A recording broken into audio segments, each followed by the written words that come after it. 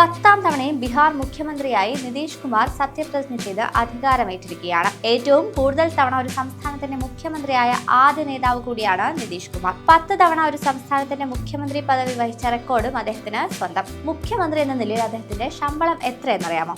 അല്ലെങ്കിൽ ഏത് സംസ്ഥാനത്തിന്റെ മുഖ്യമന്ത്രിക്കാണ് ഏറ്റവും കൂടുതൽ ശമ്പളം ലഭിക്കുന്നത്? ബീഹാർ മുഖ്യമന്ത്രി എന്ന നിലയിൽ നിതീഷ് കുമാറിന് പ്രതിമാസം ഏകദേശം 2.5 ലക്ഷം രൂപ ശമ്പളവും അലവൻസുകളും ലഭിക്കും.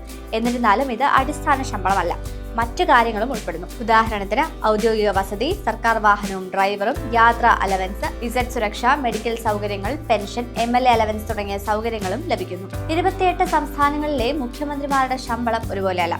സംസ്ഥാനത്തിന്റെ മൊത്തത്തിലുള്ള സാമ്പത്തിക സ്ഥിതി, മന്ത്രിമാരുടെയും സമിതിയുടെയും തീരുമാനം, നിയമസഭയുടെ അംഗീകാരം എന്നിവയെ അടിസ്ഥാനമാക്കിയാണ് ഈ ശമ്പളം തീരുമാനിക്കുന്നത്. ശമ്പളത്തിന്റെ കാര്യത്തിൽ തെലങ്കാനയാണ് 1ാം സ്ഥാനത്ത്. തെലങ്കാന മുഖ്യമന്ത്രിക്ക് പ്രതിമാസം 4,10,000 സ്റ്റൈപ്പൻഡ് ലഭിക്കുന്നു. രാജ്യ തലസ്ഥാനമായ ഡൽഹി 2ാം സ്ഥാനത്താണ്. ഡൽഹി മുഖ്യമന്ത്രിക്ക് പ്രതിമാസം 3,90,000 രൂപയാണ് ശമ്പളം. ത്രിപുര മുഖ്യമന്ത്രിക്കാണ് ഏറ്റവും കുറവ് ശമ്പളം ലഭിക്കുന്നത്.